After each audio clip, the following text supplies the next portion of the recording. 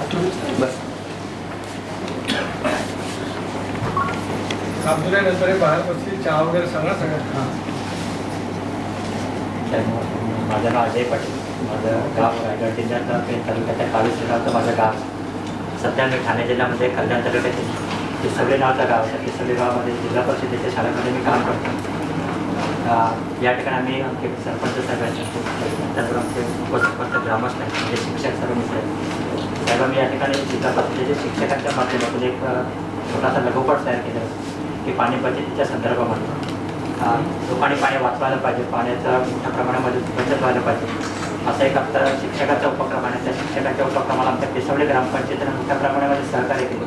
ग्रामस्थांनी सहकार्य केलं. सहकार्याच्या माध्यमातून आम्ही छोटासा लघुपट या ठिकाणी तयार केला. त्याचा अनावरण करण्याच्या निमित्तानं आज मी या ठिकाणी उपस्थित झालेलो आहे. मी माझ्या गावचे सरपंच मोरेश्वर भोईर, त्याचबरोबर उपसरपंच प्रल्हाददादा भोईर यांना विनंती करतो की या ठिकाणी साहेबांचं शाळेपणे पुष्पगुच्छ हार्दिक असं स्वागत करावं.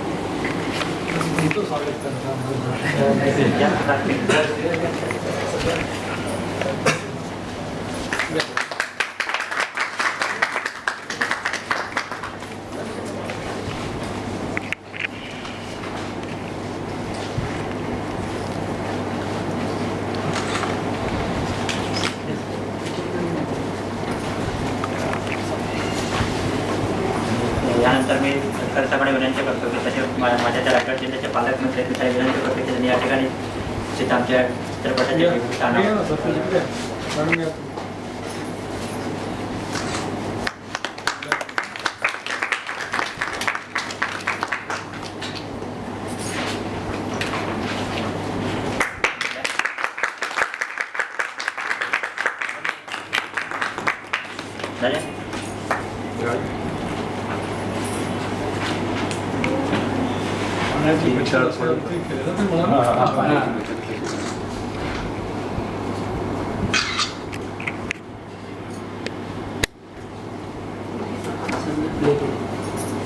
यानंतर मी सरकारच्याकडे विनंती करते. आमची छोटीशी टीम आहे, 5.5 मिनिटाची टीम आहे. आपल्या जलसंपदा मंत्री आपण आज की आम्ही काय नेमकं शिक्षकांनी केलेलं आहे आणि आमच्या ग्रामस्थांनी काय केलं तर कृपया आपण 5.5 मिनिटं आमच्या स्टे घेतो. त्या चित्रपट छोटासा तो बघावा अशी माझी तुम्हाला कळकळीची विनंती आहे.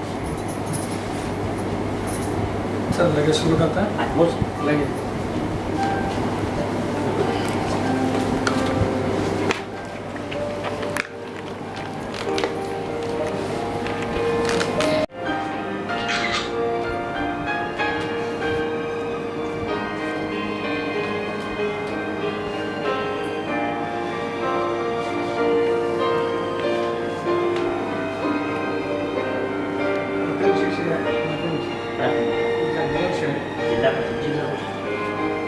पिसवलीला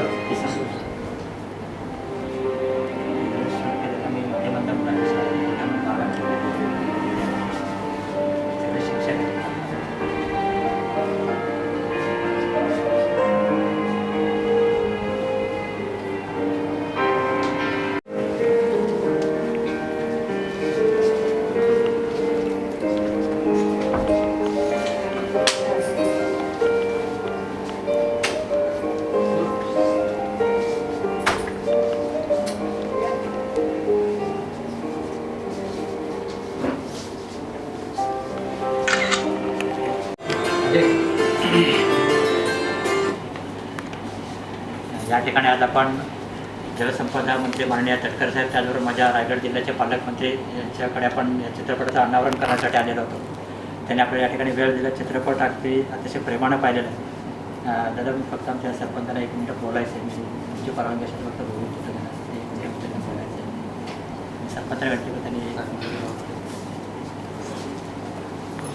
पिसवली ग्रामपंचायत व जिल्हा परिषद शाळा पिसवली चे आदर्श जिल्हा शिक्षक पुरस्काराचे मानकरी अजय सर व त्यांचे सर्व सहकारी यांच्या संयुक्त विद्यमाने कंदार या चित्रपटाची जी निर्मिती झाली तर आपल्या महाराष्ट्रात जे पाण्याचं दुर्भिक्ष किंवा पाण्याची जी टंचाई आहे तर याचं एक चित्रीकरण आम्ही या चित्रपटाच्या माध्यमातून दाखवायचा प्रयत्न केला की आपण गरीबातला गरीब असो किंवा श्रीमंतातला श्रीमंत असो आपापल्या लेवलला पाणी कशा प्रकारे वाया घालवत असतो तो आपण याचं चित्रीकरण दाखवलेलं आहे. आणि एक लहानशी मुलगी आपल्याकडे निसर्ग काय अन्याय करत नाही आहे, पाणी वगैरे व्यवस्थित पडत आहे पण ती साठवण होत नाही आहे, त्या पाणी जिरवलं जात नाही आहे, त्याच्यामुळे समस्या भेडसावत असते.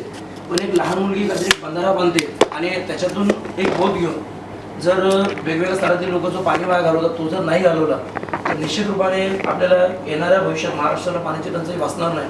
हा आमचा चित्रपटा मागचा एक उद्देश होता आणि तो आमचे शाळेचे जे जिल्ह्याचे पुरस्कार मानकरी असे अजय पाटील सर यांच्या माध्यमातून तो आज साकार झाला.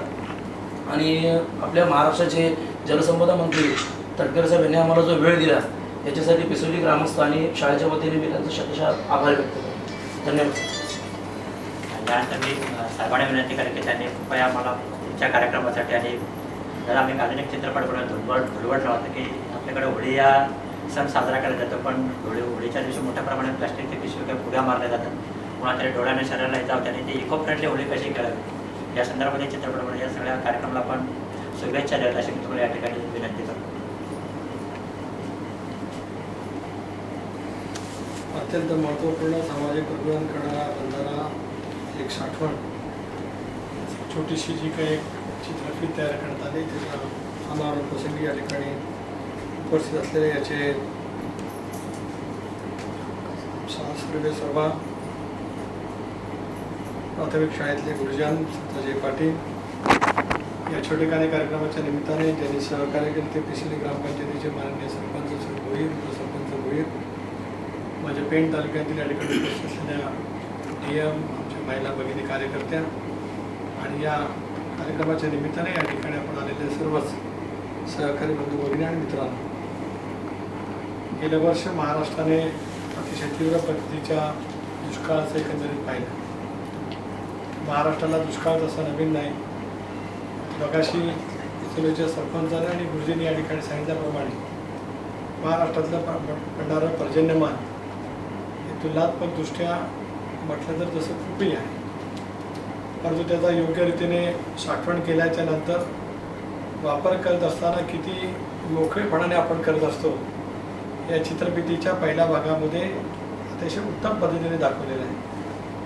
मगाशी तुम्ही म्हटल्याप्रमाणे हा वापर होत असताना त्या वापरामध्ये सामान्यातला सामान्य माणूस ते उच्चभ्रू कदाचित कमी शिकलेला असेल, तितक्याच पद्धतीने उच्च विभूषित असलेलं सुद्धा व्यक्तिमत्व हे सारेजण कळत न कळत किती पद्धतीने पाण्याचा गैरवापर होत असतो, त्यांच्या हातून होत असतो हे आपण त्या पहिल्या सत्रामध्ये 2-3 मिनिटांमध्ये दाखवण्याचा प्रयत्न अतिशय उत्तम पद्धतीने केलेला आहे. तर आपल्या शाळेमध्ये शिकणाऱ्या बालिकेने या पाण्याचा वापर काटकसरीने करत असताना पाणी अडवा, पाणी जिरवा, गर्भातल्या पाण्याची पातळी वाढवा आणि पाण्याचा वापर करत असताना भान ठेवून वापर करा अशा पैचं एक चांगलं चित्रण त्या ठिकाणी त्या निमित्ताने केलेलं आहे. यावर्षीचा जरी पर्जन्यमान भरपूर झालेलं असलं, तुमच्या माझे ज्या कोकणातील आपण आहोत, आपल्या कोकणामध्ये तर प्रचंड प्रमाणावरती पाऊस पडतो. इतका पाऊस पडतो की महाराष्ट्रातले काही तालुके असे आहेत की आपल्याकडे आषाढामध्ये दिवसाला जेवढा पाऊस पडतो तेवढं तिथे